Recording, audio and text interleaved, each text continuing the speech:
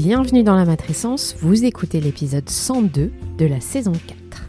Bonjour à toutes et bonjour à tous. La matrescence, c'est la contraction des mots maternité et adolescence pour expliquer la naissance d'une mère. Et si vous voulez en savoir plus, il suffit d'écouter le premier épisode. Dans ce podcast, on parle du postpartum, du 4e trimestre, de la joie d'être parent, mais de ses difficultés aussi. Bref, on parle de la vie. La matrescence met en avant des femmes et des hommes qui racontent, expliquent et donnent une autre définition à la parentalité. Je suis Clémentine Sarlat, la créatrice de ce podcast. Je suis journaliste de formation dans le sport, à la télé, rien à voir, mais je suis aussi professeure diplômée de yoga pré- et postnatal. Et puis surtout, je suis maman de 2 petites filles. Bienvenue dans Matrescence. Je m'appelle Ella Maria Val, j'ai 4 ans. Ma petite sœur s'appelle Jasmine, elle a 1 an. J'ai une autre sœur. Bientôt. Bientôt. J'adore ce podcast. Au revoir. Bye bye. La matrescence transforme la vie des mères, des pères, mais surtout des familles dans leur ensemble, alors parlons-en. Ici, pas de tabou, je vous propose une conversation intime, remplie d'émotions et d'informations. Je voulais vous dire, vous le savez, ce podcast a vocation à vous aider. Maintenant, il est important de se rappeler que c'est à vous de faire le tri parmi les informations entendues. Vous êtes les acteurs de votre parentalité, à vous de piocher dans ce qui vous plaît. Si vous aimez ce podcast, n'hésitez pas à vous abonner, à laisser un commentaire et le must à mettre 5 étoiles sur votre plateforme d'écoute. Et psst, vous savez quoi ? Vous pouvez maintenant faire partie de la communauté de la matrescence sur Patreon. À quoi ça sert et qu'est-ce que c'est ? C'est simple, ça sert à soutenir ce podcast. Vous pouvez l'aider financièrement à se développer en faisant un don chaque mois. En échange, vous aurez accès à des bonus et à tout un tas de contreparties en exclusivité. Rendez-vous sur le site www.patreon.com patreon/Clémentine Sarlat. Cet épisode, vous me le demandez depuis longtemps. Un épisode pour aborder la question du genre dans l'éducation. C'est un sacré morceau auquel Manuela Spinelli, chercheuse et cofondatrice de l'association Parents et Féministes, s'est attaquée. Manuela est professeure à l'université de Rennes 2 et elle a coécrit avec Amandine Hansewicz « Éduquer sans préjugés pour une éducation non sexiste des filles et des garçons » paru aux éditions Lattès. Le genre est un concept qui se démocratise de plus en plus. Et en 2021, il devient difficile de nier que cette donnée a un impact sur la façon dont on mène notre vie. Mais quand on devient parent, il y a tout un tas de questions qui viennent se bousculer dans nos têtes. Déjà, est-ce vraiment possible d'élever des enfants en 2021 sans préjugés de genre ? Ensuite, qu'est-ce que les études nous disent sur la façon dont nos enfants perçoivent le féminin et le masculin ? Comment faire pour éduquer des garçons à prendre conscience de leurs privilèges et à être des alliés dès la petite enfance ? Voilà, entre autres, les thèmes que cet épisode aborde, mais on y évoque aussi les jouets, les habits et l'impact que nous avons, nous, en tant que parents, sur nos enfants face au monde extérieur. Je vous souhaite une très bonne écoute.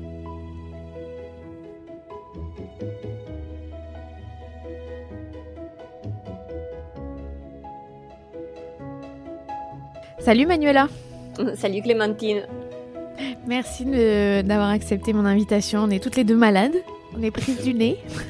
Moi, je suis sur la fin, mais toi, t'es dedans, là. Oui. Merci à toi pour l'invitation. Avec plaisir. Vive l'hiver. Vive les microbes. Et les enfants qui amènent les microbes. Oui, en fait, on devrait dire ça. Vive les enfants qui nous refilent leurs microbes. Alors, ça a changé quoi déjà, première question, l'arrivée de ta fille dans ta vie ? Ça a un peu tout changé. Tout a été vraiment bouleversé par l'arrivée d'Elena, parce que même si j'étais déjà depuis des années féministe, donc j'avais travaillé sur ces sujets, mais puis le vivre en vrai, c'est toute une autre chose. Ça a pratiquement rien à voir.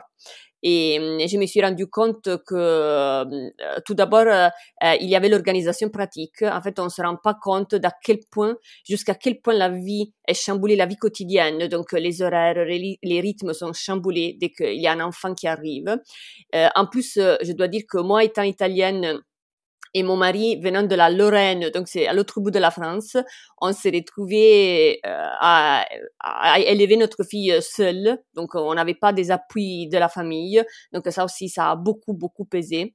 Et en plus, bien évidemment, il y a aussi la question des stéréotypes, mais aussi du rôle de mère auquel je n'étais pas préparée. Dans le sens où je m'étais pas préparée. C'est impossible de se préparer à un rôle si totalisant. Et pour l'enfant, parce qu'on a un bébé qui dépend de nous 24 heures sur 24, mais aussi de la part de la société, parce que je me suis rendu compte, une fois que je suis devenue mère, que Manuela avait disparu. Il y avait la maman.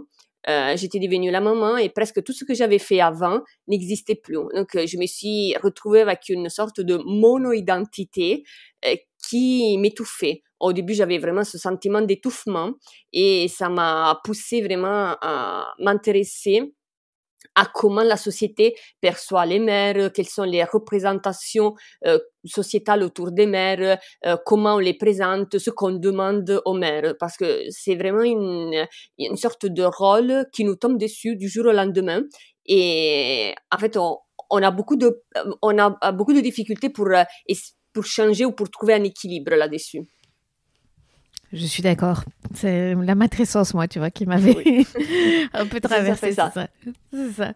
Alors, en 2011, tu as voulu étudier, donc tu es chercheuse, un sujet qui est hyper important, le genre et son impact, et notamment son impact dans la parentalité. Pourquoi est-ce que tu t'es tournée vers ce type d'études, sachant qu'en 2011, c'est pas encore un sujet qui est partout dans les médias ou qui est facilement discutable, on va dire? Alors, c'est arrivé un peu par hasard, dans le sens où je suis littéraire de formation et à l'époque, je faisais ma thèse à Paris-Nanterre et j'étudiais un personnage littéraire qui est très répandu dans la littérature italienne, c'est le personnage inapte. Donc, j'ai commencé à l'étudier et en étudiant, je me suis rendu compte qu'il y avait une donnée de genre qui était très présente parce qu'en fait, les personnages inaptes sont tous des hommes, mais que cette donnée n'avait jamais été étudiée. Donc, ça m'a vraiment frappée parce que je me suis rendu compte, puis à partir de là, je me suis rendu compte qu'en fait, le genre est omniprésent, mais il est presque invisibilisé du fait qu'il est naturalisé, on s'en aperçoit même pas. Donc, ça a été la porte d'entrée, si on veut, pour m'approcher à cette question, vraiment dans le but, au début, de leur donner de la visibilité, donc de les expliquer dans le sens où je voulais vraiment porter vers la lumière et dénaturaliser aussi des choses qui nous semblent tellement normales et automatiques qu'on les voit même plus. C'est ce qui s'est passé avec ce personnage littéraire. Oui, donc ce que tu me disais quand on a préparé cette interview, c'est que toi, contrairement à la plupart des femmes, tu y rentres par le féminisme et toi, tu y es rentrée par les masculinités au final. Oui, tout à fait. J'ai fait un peu le parcours inverse parce que les études sur la masculinité naissent à partir des études féministes et des études de genre. Donc, c'est, disons, dans la construction de ces études, c'est un peu le deuxième volet. Moi, j'ai commencé par les études sur la masculinité et puis petit à petit, je me suis approchée au féminisme aussi universitaire et militant parce que quelques années après, j'ai commencé à militer aussi. Et pourquoi est-ce que tu t'es intéressée à travers ton parcours donc aux études de genre dans la parentalité et notamment chez les enfants? Et là, c'était... Alors, en fait, avant de devenir mère, j'avais déjà commencé à militer en tant que féministe. Donc, j'avais rejoint une association féministe. Mais une fois devenue mère, comme on disait tout à l'heure, je me suis vraiment retrouvée au milieu d'un bouleversement. Tout a changé. Et là aussi, c'est une chose qui m'avait vraiment terrassée parce que j'ai eu beaucoup de difficultés. C'était très douloureux aussi de l'apprivoiser. Je me suis rendu compte en fait que j'étais seule. On est seule face à tous ces changements et que je n'avais pas les outils pour faire face à tous ces changements, à ce nouveau rôle, à ce qu'on me demandait et que c'est l'un des domaines où les stéréotypes de genre sont les plus forts encore. Et les stéréotypes de genre qui pèsent sur les parents, mais aussi qui pèsent sur les enfants. Donc, c'est à partir de ce constat que j'ai eu la possibilité de cofonder Parents et Féministes. Et puis, par le biais de Parents et Féministes, j'ai commencé à m'intéresser de plus près à tout ce qui concerne l'éducation, en fait, des enfants. Alors, c'est quoi Parents et Féministes? Vas-y, raconte-nous. Alors, Parents féministes, c'est une super association de parentalité égalitaire. Donc, c'est une association assez jeune parce que elle naît en juillet 2019 et les membres cofondatrices nous sommes retrouvés autour d'un constat, c'est-à-dire l'isolement des mères en postpartum. On avait toutes vécu des postpartum très difficiles, même si pour des raisons différentes. Et donc, on s'est retrouvés en colère. On a réussi, par le biais de nos échanges, à mettre en commun cette colère et à la transformer en une sorte d'énergie qui nous a poussés donc à monter ce projet militant, dont le but est vraiment d'agir sur les conditions de la parentalité, parce qu'encore aujourd'hui, lorsqu'on devient parent, les asymétries femmes-hommes se creusent, même dans les couples qui sont égalitaires ou qui se perçoivent comme égalitaires, on remarque que l'arrivée d'un enfant change tout. On remarque que la charge parentale pèse encore beaucoup sur les mères et que en plus la société ne reconnaît pas ce rôle. Donc on a vraiment créé Parents féministes dans l'idée d'une responsabilisation égale des deux parents. C'est pourquoi nous on milite aussi pour l'allongement du congé paternité. Et on est aussi convaincu que ce changement ne peut pas se faire si on n'agit pas aussi sur la façon dont on éduque nos enfants. Parce que lorsqu'on éduque nos enfants, on est en train en fait de créer les adultes de demain. Donc les adultes qui vont faire les lois, la culture, la société de demain. Donc il est très important d'agir, disons, sur les deux temps. D'un côté sur le présent par le biais d'un changement au niveau des institutions, des lois, mais en plus agir sur le long terme par le biais de l'éducation des enfants. Alors, c'est hyper intéressant. Du coup, tu as coécrit un livre dont on va parler. Mais surtout, vous expliquer quelque chose, c'est que la problématique du genre, malheureusement, ça débute dès la vie intra-utérine. Pourquoi ? Parce que, en fait, dès qu'on a... Il faut se rendre compte qu'un bébé arrive à l'intérieur d'un milieu qui est déjà genré. Donc, même les futurs parents, lorsqu'ils pensent au bébé qu'ils vont avoir, en fait, ils pensent à ce bébé par le biais du prisme du genre. À l'heure actuelle, notre société, notre culture ne nous permet pas de penser à l'individu de façon asexuée ou agenrée. Le genre devient l'un des facteurs d'humanisation aussi du fœtus. Donc, cela veut dire que de façon concrète, cela veut dire que lorsque les futurs parents pensent lorsqu'ils vont jouer avec l'enfant, lui lire des livres, etc., en fait, ils s'imaginent jouer avec un garçon ou une fille. Donc, il y a une projection qui se met en place. Et qui, bien évidemment, dès le moment où on a cette projection, en fait, les catégories de genre sont convoquées et commencent à déployer tous les stéréotypes qui vont avec les catégories de genre. C'est pourquoi, en général, lorsque le bébé arrive, comme je vous disais, il faut se rappeler qu'il arrive dans un milieu genré et il est, en fait, on interagit avec ce bébé dès sa naissance de façon genrée. Donc, avec un bébé garçon, on agit de façon différente qu'avec un bébé fille. Ouais, c'est ce que vous dites, c'est que ces stéréotypes-là, ça influence nos façons d'interagir avec des bébés. C'est fou. Tout à fait. C'est ce que plusieurs études ont pu mettre en avant. On interprète, par exemple, l'une des dernières études montrait comment on interprète de façon différente les pleurs du bébé. Donc, on faisait écouter à un groupe d'adultes des pleurs d'un bébé de à peu près 3 mois, ça en leur disant que le bébé était un garçon, un groupe, et à l'autre groupe on disait que le bébé était une fille. Et donc, alors que les pleurs étaient les mêmes, eh bien les réponses étaient différentes. On interprétait de façon, disons, plus grave les pleurs du bébé garçon. Pourquoi? Parce qu'en fait, à la base, il y a l'idée que les filles pleurent plus et plus facilement, alors que les garçons, en fait, vous savez, c'est le stéréotype, les garçons, ils sont forts, ils pleurent pas. Donc, au moment où ils pleurent, c'est que vraiment, il y a vraiment quelque chose de très grave qui est en train de se passer. Et je le rappelle, l'enregistrement avec les pleurs du bébé était le même. Donc, c'est la réponse, c'est la projection genrée des adultes qui donner une signification différente à ces pleurs. Mais et ce n'est pas une chose anodine, parce que cela veut dire que même dans la réalité quotidienne, nous répondons de façon différente aux besoins des bébés garçons et des bébés filles, parce que bien évidemment, si on pense que les pleurs soient quelque chose de grave, on se mobilise immédiatement, on répond avec beaucoup d'attention, alors que si on pense que c'est quelque chose de moins grave, on peut attendre un peu plus. Bref, il y a vraiment un comportement différent. Et cela est vrai même pour les expressions du visage. Donc, il y a d'autres études qui ont été menées là-dessus. On a pu voir que là aussi, on interprète le visage du bébé de façon différente. Si on présente la photo du même bébé en disant que c'est un garçon, on va vous dire ah voilà, ce garçon il a des traits énergiques, dynamiques. La photo du même bébé, mais en disant c'est une fille, oh qu'elle est belle, elle est délicate, elle est vraiment très douce. Donc là aussi on attribue des traits de caractère sur la base d'une projection genrée. C'est vrai que c'est super dur. Je me rends compte, moi au quotidien en ayant 2 filles, qu'on va tous, pas que tous les gens, moi naturellement, dire oh, qu'est-ce que t'es jolie, à souligner en permanence le physique. Et c'est une bataille constante interne quand on est éduqué sur ces sujets de dire oui mais il n'y a pas que, faut que je lui dise qu'elle est courageuse, qu'elle est forte. Et c'est horrible de se rendre compte que c'est même pas naturel, même pour nous, quand on veut y faire attention. Tellement on est conditionné, c'est ça? Oui.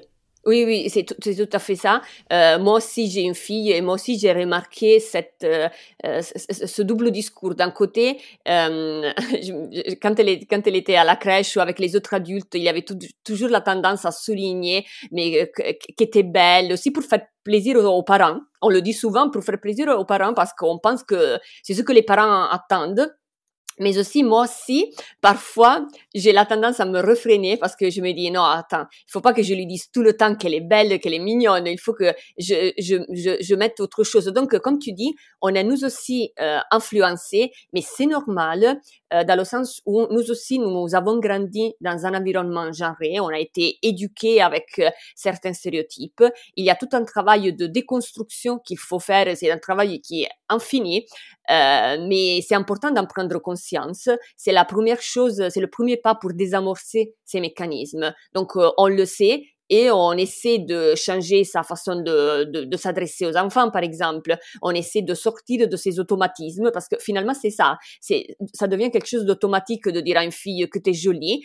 Et par le biais de cette réflexion, on commence à sortir de ces automatismes et donc c'est le premier pas pour faire quelque chose de différent. Quand tu as commencé à gratter derrière ce sujet et à l'étudier, qu'est-ce qui t'a le plus frappé? L'omniprésence du genre. C'était la chose dans le sens où on avait beau chercher des domaines qui concernent l'éducation, mais on n'en trouvait pas de dégenré. Et c'est la chose qui m'a vraiment le plus frappée, parce qu'en fait, on a l'impression d'avoir face à soi une sorte de réseau ou de puzzle où quand on prend une simple pièce du puzzle, on se dit bon, c'est pas important, dire à une fille qu'elle est jolie, c'est pas vraiment très grave, offrir une robe à une fille, c'est pas très grave, donner des constructions comme de pompier à un garçon, mais non, il est content, c'est pas très grave. Puis quand on met toutes ces pièces ensemble, ben en fait on se rend compte du moule dans lequel de façon inconsciente pour nous et de façon automatique pour la société, on pousse ses enfants. Justement, là, tu parlais des robes, tout ça. Pourquoi est-ce que les habits, c'est déjà une première étape avec les jouets qui participent à la problématique du genre? Alors, parce que pour les habits, il y a un discours qui doit être fait, surtout lorsqu'il s'agit des nourrissons, dans le sens où les vêtements genrés servent notamment aux adultes pour bien identifier, pour bien signaler quel est le genre du bébé. Pourquoi? Parce qu'on se retrouve face à un bébé et les bébés n'ont pas vraiment de différence morphologique en termes de taille, de poids, qui permettent de l'identifier, qui permettent de distinguer les garçons et les filles. Donc, à part les organes génitaux, on n'a pas de possibilité pour un bébé de les distinguer. Donc on se retrouve avec quoi? Avec des vêtements genrés, avec des couleurs comme le rose et le bleu qui signalent le genre.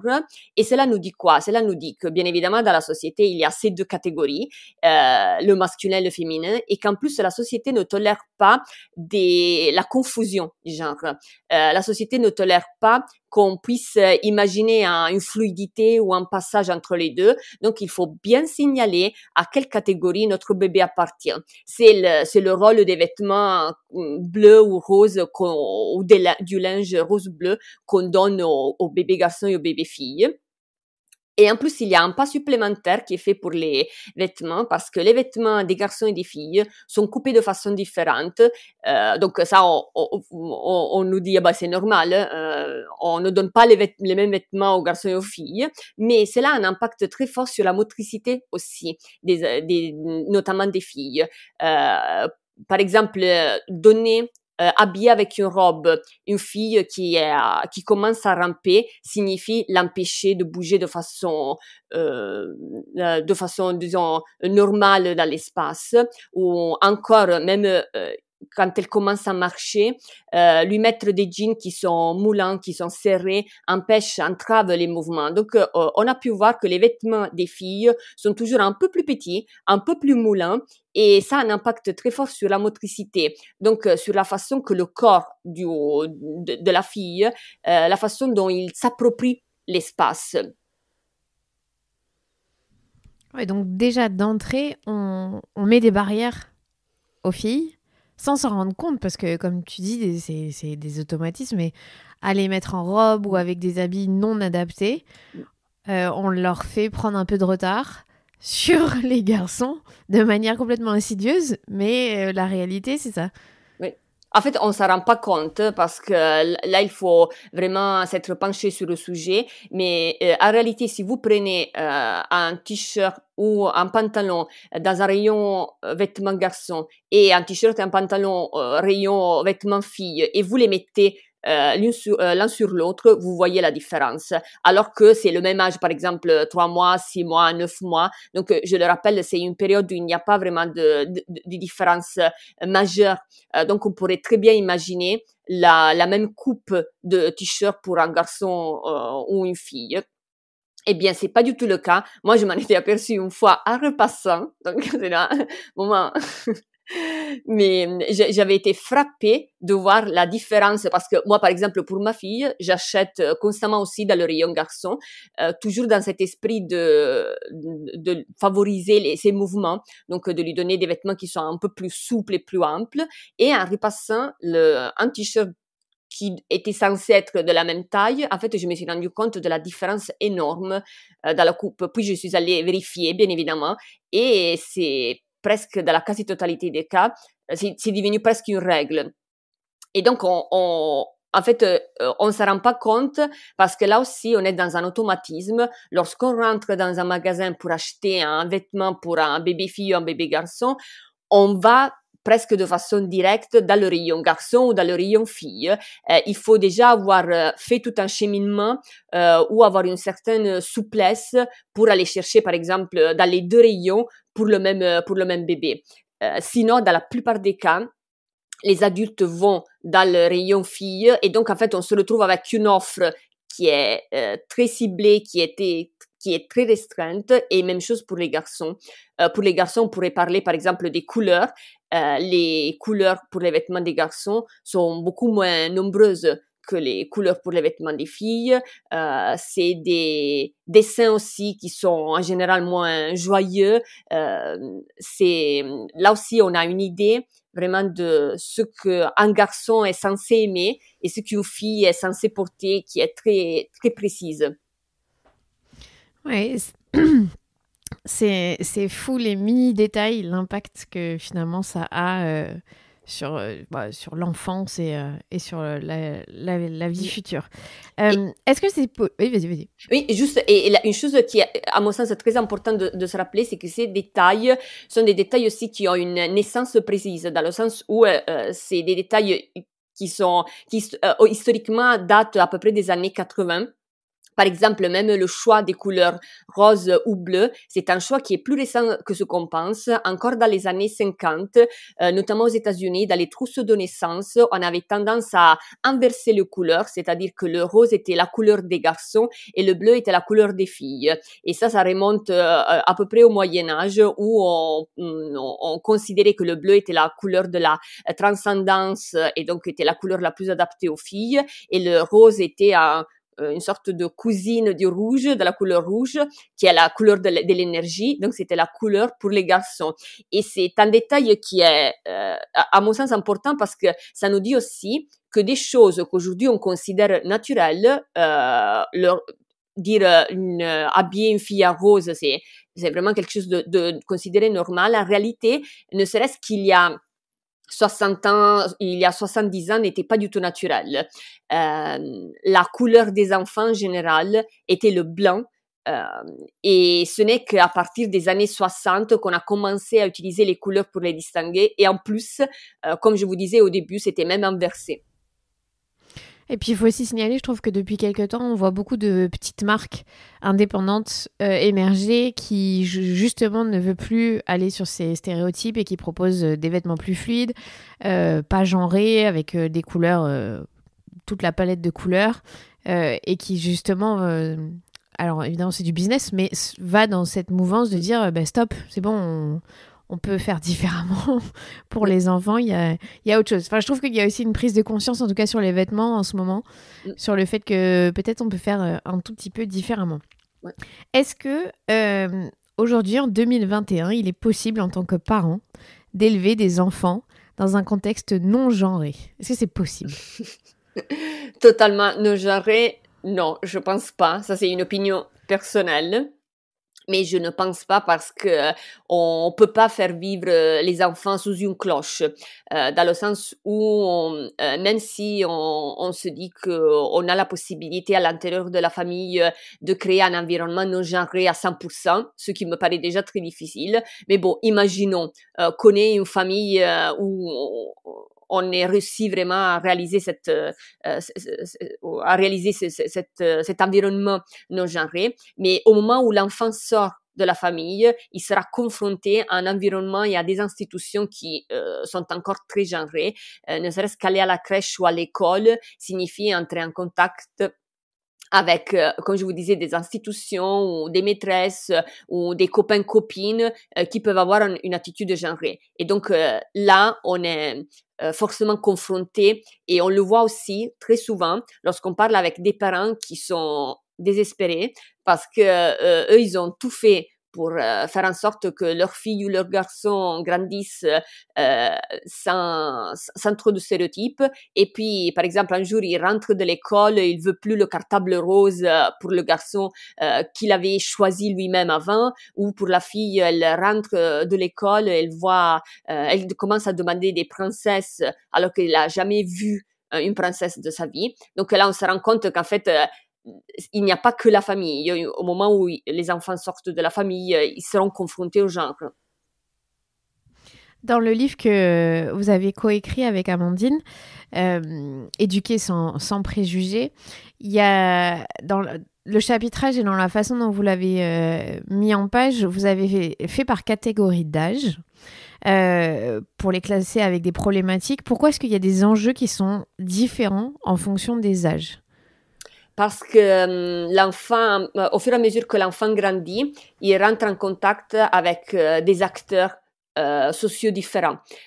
Donc, même si bien évidemment tout n'est pas divisé de façon nette, il y a plutôt des passages, c'est des situations qui sont bien évidemment perméables. On s'est rendu compte que au début, il y a beaucoup qui viennent de la famille, qui viennent des parents. Et puis, au fur et à mesure que l'enfant grandit, il y a les autres acteurs qui entrent en jeu, donc l'école, par exemple, ou le personnel. Et puis, à un certain moment, autour de 5 ans à peu près, à partir de 5 ans, il y a les copains-copines, donc le groupe des amis qui commence à devenir déterminant. C'est le moment où le jugement entre pairs devient quelque chose de fondamental pour la construction aussi identitaire de l'enfant. Et donc, c'est le moment où, par exemple, l'idée que les parents ont pèse moins que l'idée, pour un enfant, pèse moins que l'idée que un copain peut avoir. C'est le moment où, par exemple, un garçon qui avait choisi un cartable rose décide de ne plus le mettre pour éviter les moqueries de ses copains, par exemple. Donc, on s'est rendu compte qu'au fur et à mesure que l'enfant grandit, il a des rapports qui évoluent avec la société, et on a essayé de rendre compte de ce changement par le biais de la division en chapitres et en parties, en 3 parties. Et en plus, ça nous permettait aussi de mettre en avant une chose qui est fondamentale pour nous, et c'est-à-dire le fait que les parents ne sont pas les seuls qui éduquent les enfants. Il y a toute une série d'instances qui se chargent d'éduquer les enfants avec nous ou parfois à notre place. Et c'est aussi pour ça que c'est important que l'éducation devienne un sujet politique. Ça n'a plus de sens de considérer l'éducation comme un sujet uniquement privé, parce qu'on voit bien que ce n'est pas privé. Il y a des décisions qui sont prises au niveau des administrations ou des institutions qui pèsent tout autant que les décisions prises par les parents de l'éducation des enfants. Et il faut donc que ces acteurs commencent à dialoguer pour commencer vraiment à sortir des stéréotypes. Quand on discutait l'autre jour pour l'interview, tu m'as dit quelque chose, moi, qui m'a hallucinée. C'est une étude qui montre que les enfants, ils intègrent très tôt la dévalorisation du féminin. Est-ce que tu peux expliquer comment cette étude a été faite et ce qu'il en ressort? Parce que je trouve que ça m'a fait halluciner. Alors, c'est une étude qui a été menée plusieurs fois en réalité, et le but était de voir comment, selon quelle stratégie, les enfants choisissent les jouets. Donc, on mettait les enfants dans une pièce avec des tas de jouets. D'un côté, il y avait les jouets typiquement masculins qui sont considérés comme masculins, et de l'autre côté, les jouets qui sont considérés comme féminins. Et une fois, on laissait seuls les enfants. Une autre fois, il y avait un adulte dans la pièce. Et on s'est rendu compte qu'en fait, le choix des jouets changeait selon la présence des adultes.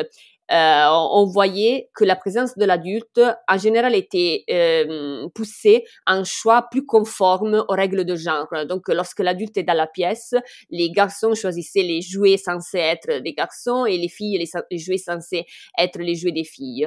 Mais on s'est rendu compte aussi que les dérèglements ou encore la possibilité de déroger à cette règle genrée était plus forte pour les filles, dans le sens où les filles avaient la possibilité, avaient la tendance à aller plus vers les jeux des garçons que les garçons à aller vers le jeu des filles. Donc, on s'est interrogé sur le pourquoi les filles dérogent plus facilement à cette règle par rapport aux garçons. Et en fait, en creusant, il y a derrière cette idée de dévalorisation du féminin dont tu parlais, dans un monde qui est basé sur la binarité du genre, il faut toujours se rappeler que ce n'est pas une binarité paritaire. Il y a toujours la hiérarchie. Le masculin est considéré comme le pôle positif, il est considéré comme supérieur au féminin. Donc, par conséquent, toutes les activités qui sont considérées masculines sont valorisées et valorisantes. C'est pourquoi lorsqu'une fille va vers des activités considérées masculines, elle est parfois même encouragée, alors que l'inverse n'est pas vrai. Lorsqu'un garçon va vers des activités féminines, qui sont considérées féminines, et qui donc sont considérées dans la société comme dévalorisées et dévalorisantes, en fait, il est sanctionné. J'utilise le mot sanctionné pour indiquer les regards réprobateurs, des reproches qu'on peut lui adresser, des moqueries, etc. Et donc, les enfants intègrent cette hiérarchie très tôt, même si de façon inconsciente, et les garçons mettent en place toute une stratégie pour éviter d'aller vers les activités dites féminines, et donc, en fait, pour éviter d'être considérés comme une fille. C'est une société, il faut jamais oublier que c'est une société où le masculin se définit aussi par rapport au féminin. Donc, masculin signifie ne pas être féminin, ne pas aller vers tout ce qui est féminin. Les garçons ou les hommes qui dérogent à cette règle sont accusés de ne pas être des vrais garçons ou ne pas être de vrais hommes. C'est pourquoi, comme je vous disais, on a cette tendance, on voit cette stratégie pour éviter tout ce qui est féminin dans le choix des jouets, dans le choix des activités, mais aussi dans les attitudes qu'on a. On a parlé avant des limitations qu'on impose à la motricité des filles.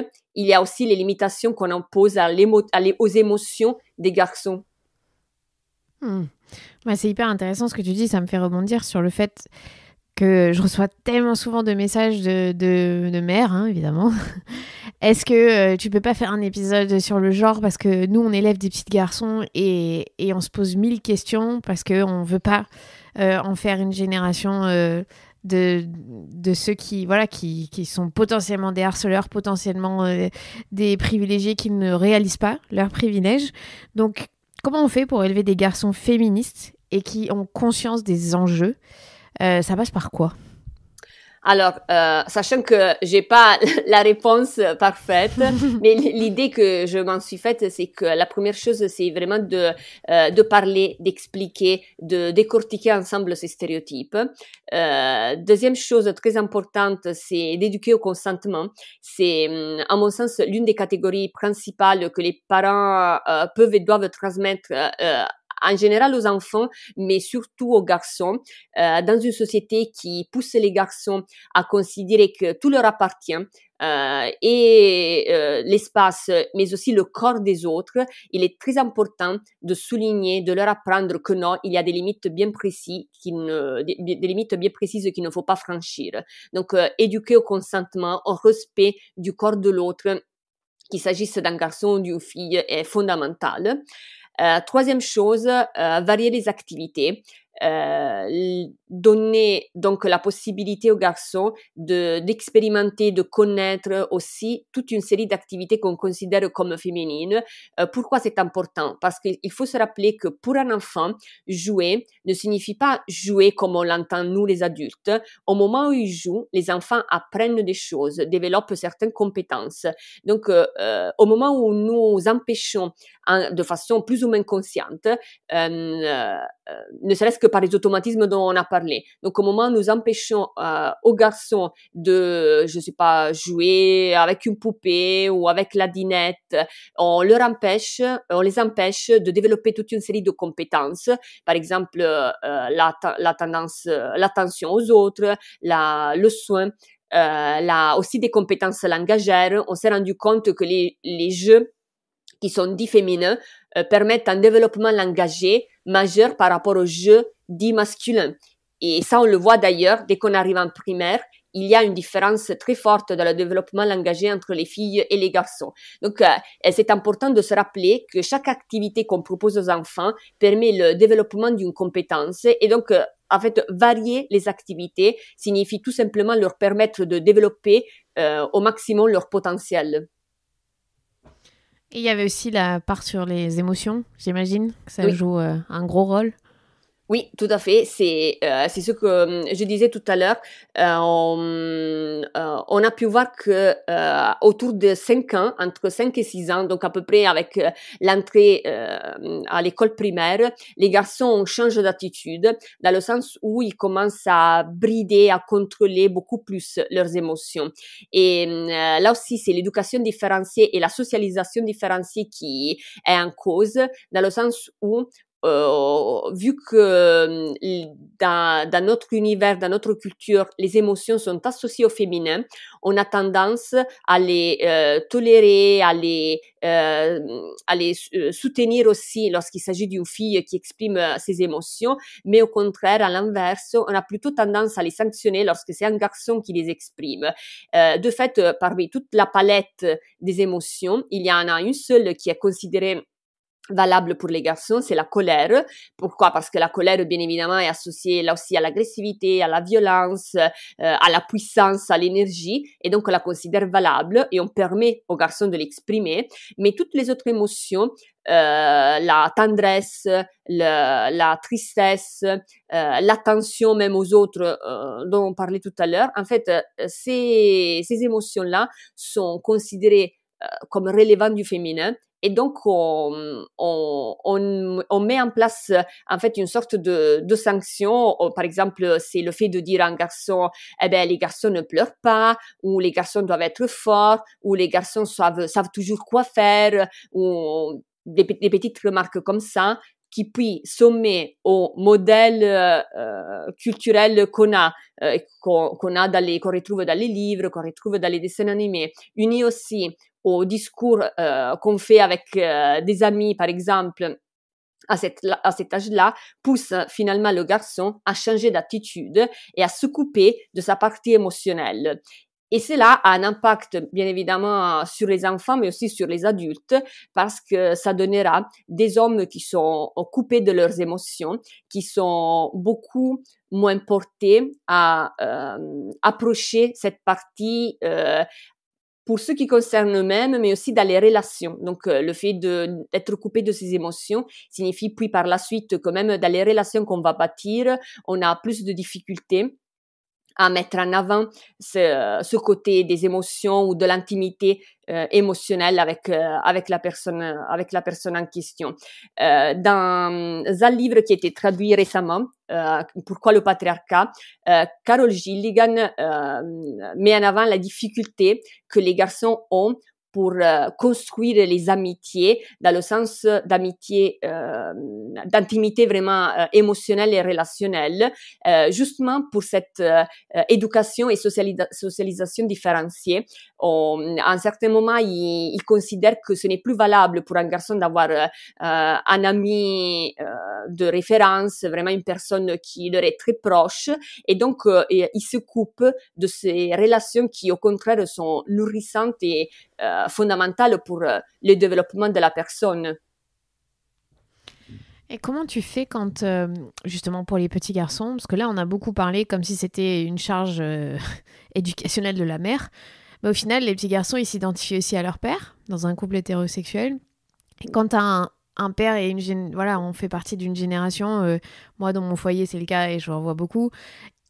La colère, évidemment, ils peuvent l'exprimer, mais en tant que père, on le verra jamais pleurer, on verra jamais peut-être de la tendresse, c'est pas partout pareil, mais tu vois, quand le père n'arrive pas déjà, lui, à exprimer ses émotions, qu'est-ce que le petit garçon, il retient de ça aussi ? Parce que ça peut être un double discours de, oui, il faut que tu donnes tes émotions, mais au final, ce qu'il voit de l'adulte, c'est pas du tout ça.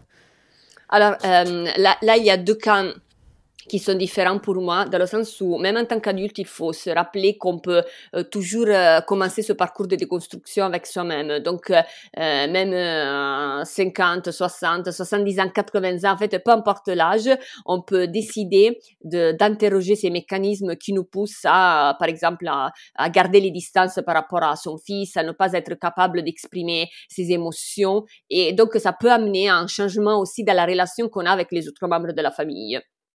Et bien évidemment, là, c'est le cas d'un homme qui soit aussi conscient de ce mécanisme, qui ait envie de se remettre en cause, parce qu'il y a tout un travail sur soi-même qui peut être aussi très douloureux à faire. Et donc, c'est, disons, dans le cas, l'un des cas les meilleurs, c'est une personne qui est prête à se remettre en discussion, à remettre ses mécanismes en discussion. Il y a la deuxième possibilité, c'est-à-dire d'une personne qui soit imperméable à ces discours. On en a encore très souvent aujourd'hui. Et là, à mon sens, l'issue de ces cours, ça peut être la multiplicité des modèles, dans le sens où, oui, c'est vrai que les parents ont un rôle fondamental, mais c'est vrai aussi que très souvent, on a pu voir que les enfants arrivent à avoir des modèles alternatifs. Donc, ils peuvent s'accrocher, se référer à quelqu'un d'autre aussi comme point de repère. Donc, si on a le cas, par exemple, d'une mère qui est sensible à ces sujets et le père pas du tout, ce qu'on peut faire, c'est vraiment de trouver un modèle alternatif, je sais pas, un oncle, un cousin, un grand-père ou quelqu'un d'autre encore, ne serait-ce que pour montrer qu'il n'y a pas une seule façon pour être homme, il n'y a pas un seul modèle de masculinité. Donc déjà ça permet de sortir de l'injonction, parce qu'on se rend compte que non, il n'y a pas un seul comportement qui rend valable la masculinité, mais qu'on en a plusieurs types, et donc en fait l'enfant peut choisir celui avec lequel il se sent le plus à l'aise. Pourquoi est-ce que l'étude sur les inégalités de genre, elle est importante ? En gros, ça a quoi comme impact pour la société de se rendre compte que dès la naissance, dès la vie intra-utérine, il y a une inégalité qui se crée? Ça a un impact, j'imagine, sociétal, financier, économique. Qu'est-ce que toi, tu as trouvé, ou dans le livre, ce que vous avez vu? Et en fait, ça a une sorte de double niveau parce que d'un côté, ça permet de travailler sur ces questions d'éducation, ça permet de travailler sur l'individu, donc de permettre à nos enfants de sortir de ces moules et donc de s'épanouir en tant qu'être humain. Donc il y a vraiment un côté, si vous voulez, individuel, mais de l'autre côté, il y a un deuxième niveau, c'est lui plus sociétal. Pourquoi? Parce que d'un côté, ces stéréotypes de genre sont façonnés et ils perdurent grâce à l'action aussi de la société. Donc c'est quelque chose de collectif qu'on peut interroger, qu'on peut remettre en cause, mais aussi parce que ces enfants vont être, comme je disais tout à l'heure, les adultes de demain, c'est-à-dire seront les personnes qui vont en quelque sorte continuer ou désamorcer ces mêmes stéréotypes. Et pourquoi c'est important d'y travailler? Pourquoi c'est important de les déstructurer? Parce qu'en fait, lorsqu'on parle de stéréotypes, on pense très souvent à une idée, donc à quelque chose d'abstrait. Mais il faut se rendre compte qu'en réalité, il y a un côté très concret. Les stéréotypes façonnent notre façon de vivre. Désolée pour le jeu de mots. Mais en fait, vraiment, ils façonnent nos modalités, nos pratiques. Ces stéréotypes qui sont à la base, par exemple, de la hiérarchisation des métiers. Pourquoi les métiers qui sont considérés comme masculins sont mieux payés et plus valorisés que les métiers qui sont considérés comme féminins, alors que comme la pandémie nous a démontré, pour la survie de la société, ce sont plutôt les métiers qu'on considère comme féminins qui sont fondamentaux. Donc, il y a vraiment un discours sur les stéréotypes, sur l'idée conçue qui qui crée cette hiérarchie. On le voit aussi à l'intérieur des familles, par exemple, dans la répartition des tâches domestiques et parentales, dans la façon qu'ont les institutions, au sens le plus large du terme, à s'adresser aux parents.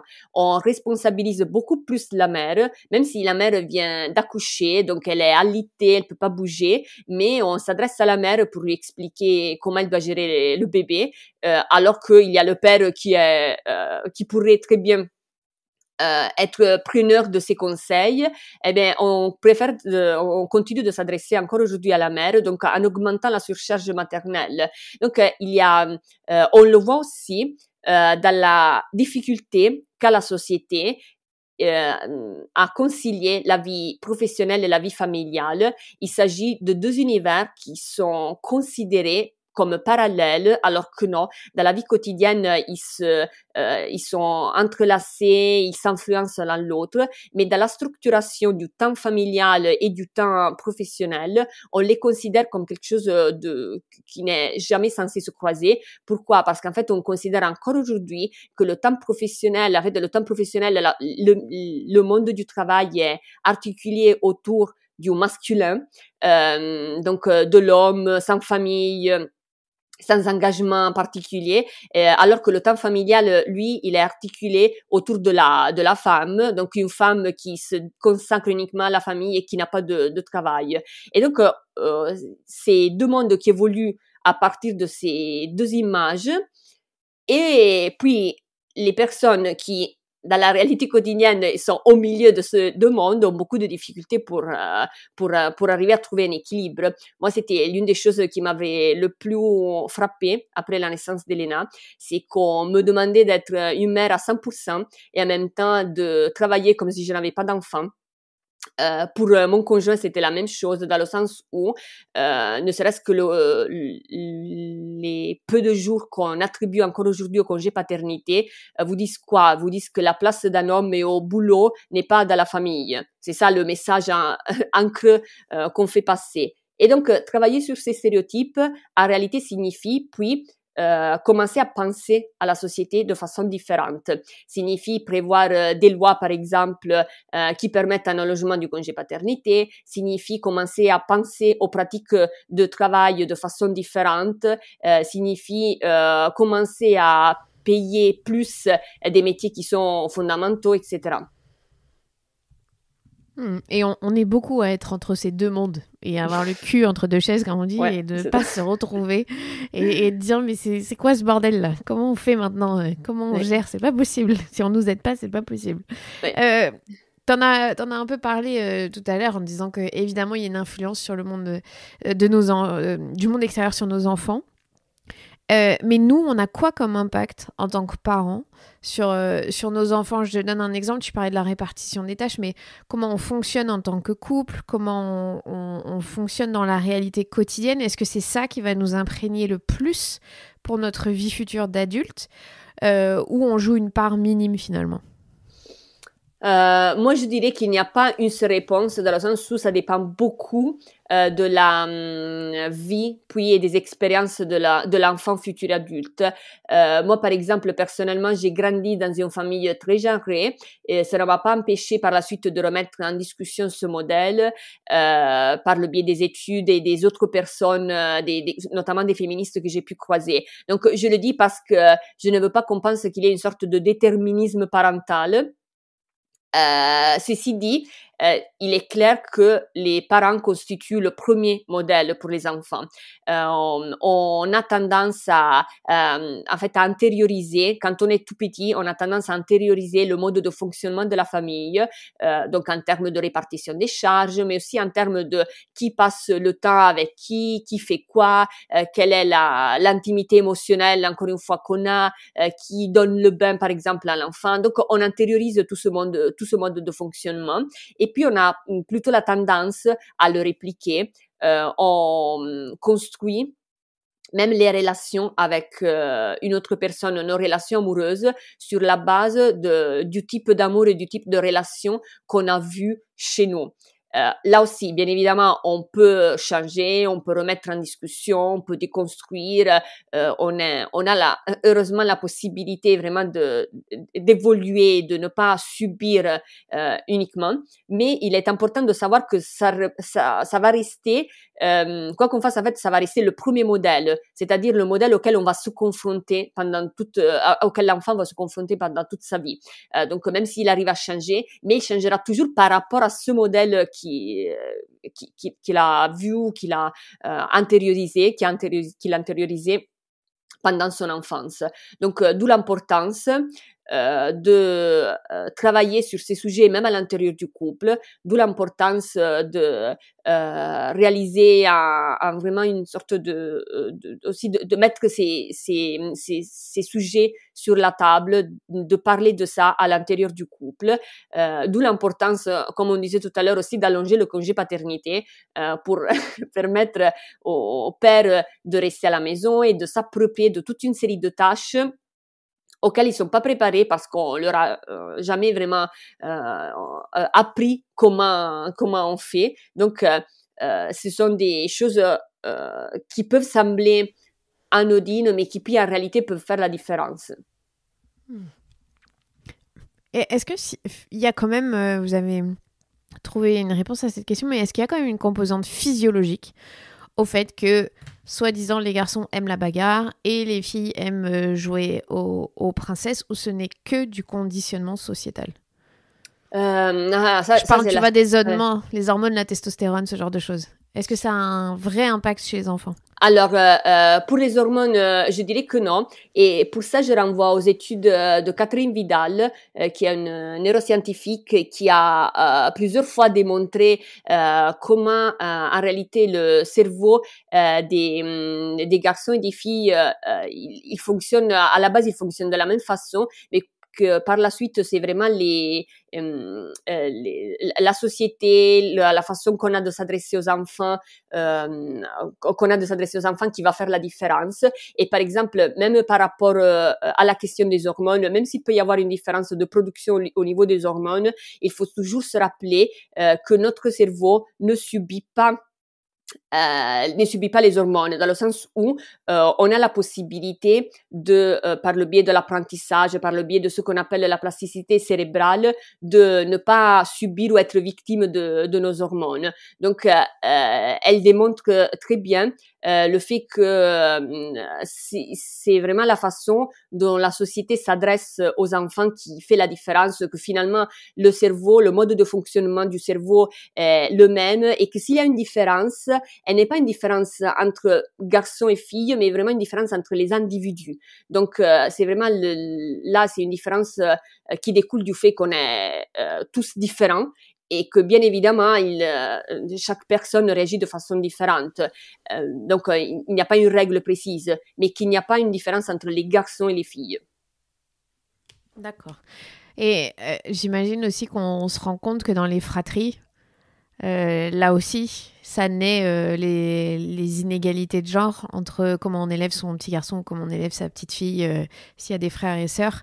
Et ça, c'est de manière consciente, ou encore une fois, c'est de l'inconscience, on répète des schémas sur nos propres enfants quand ils ont deux sexes différents. Alors, pour les fratries, ça dépend. Là aussi, on ne peut pas faire un seul discours, dans le sens où il peut y avoir des fratries où les différences de genre sont beaucoup plus affichées et elles sont beaucoup plus remarquées aussi. C'est le cas, par exemple, des petites filles, notamment dans le livre, on avait recueilli des témoignages de femmes qui nous disaient que lorsqu'elles étaient petites filles, on avait tendance à leur demander d'accomplir toute une série de tâches ménagères, alors que les frères, eux, ils avaient rien à faire. Donc là, c'est le cas d'une fratrie où les différences de genre sont vraiment affichées. Et remarquées, mais il peut y avoir aussi le cas inverse. On a reçu aussi des témoignages où une femme nous disait elle était la dernière, et dans la fratrie elle avait deux autres frères, et elle nous disait que ça lui avait permis de grandir sans trop prêter d'attention au stéréotype de genre, parce qu'elle jouait avec ses frères, elle faisait les mêmes activités que ses frères. Donc là aussi, il n'y a pas une seule façon de gérer la fratrie. Ça dépend vraiment des familles, ça dépend de comment les parents éduquent leurs enfants, si on les responsabilise de façon égale ou pas, comment puis par la suite ils vont intégrer le monde extérieur. Mais il n'y a pas une seule façon, disons, de vivre la fratrie. Ouais, du coup, il n'y a pas d'études qui montrent que, par exemple, si tu es un garçon et que tu as grandi avec 3 grandes sœurs, tu es plus sensible aux questions d'égalité et donc tu arrives... Voilà, c'est ça ce que je voulais dire. Est-ce qu'il y a une configuration dans la famille qui fait que... Non, qui fait les plus favorables, non. Voilà, non, malheureusement. Bon, non, c'est bien, c'est qu'on a encore du pouvoir pour les éduquer quand même. Et en même temps, ça peut être positif, dans le sens où on se rend compte qu'il n'y a pas de déterminisme. Donc... c'est vrai. Ça nous laisse la marge de liberté. C'est vrai, c'est pas fou. Mais ma dernière question, ça fait 10 ans maintenant que tu étudies les questions de genre. Tu as débuté, on le rappelle, d'un personnage littéraire pour aujourd'hui t'intéresser vraiment au cœur de la société. Pour moi, je suis d'accord avec toi. Hein, si on ne s'intéresse pas à l'éducation, on ne s'intéresse pas à l'avenir de notre société. Mais bon. Sur quoi est-ce que tu te diriges maintenant, sur tes études ? Qu'est-ce qui va devenir des thèmes importants et que tu aimerais creuser ? Alors là, dernièrement, j'ai commencé à me concentrer beaucoup sur la représentation des maternités et sur la représentation du corps des femmes. Donc, c'est vraiment les deux sujets qui en plus sont liés.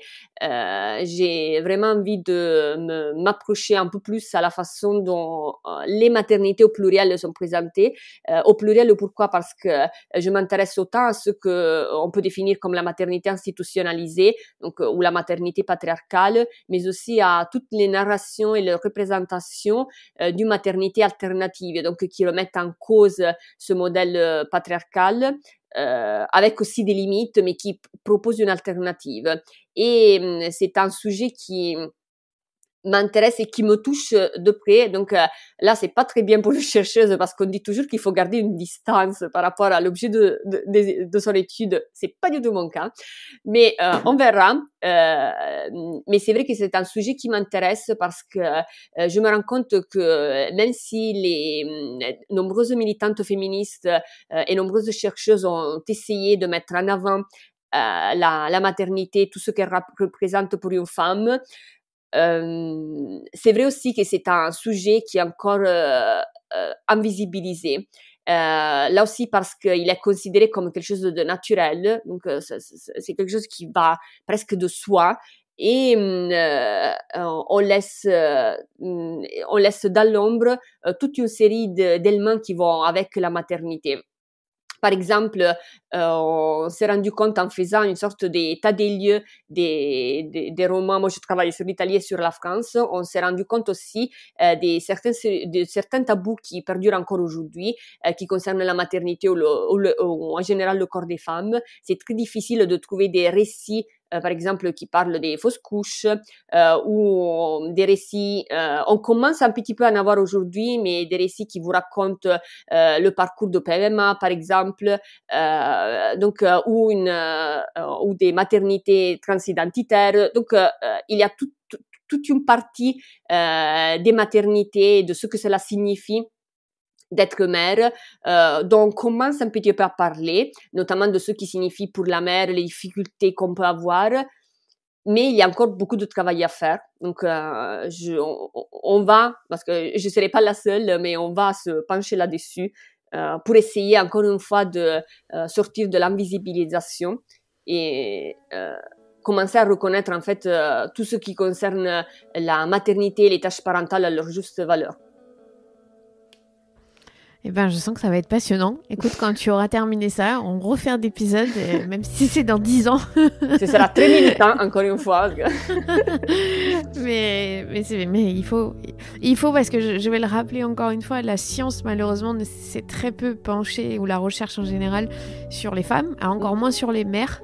Et donc, on commence tout juste un peu à gratter à la surface de ce qui se joue, alors que c'est capital dans la vie d'un être humain quand on devient parent. C'est toujours fou de se dire qu'on n'intéresse pas la science.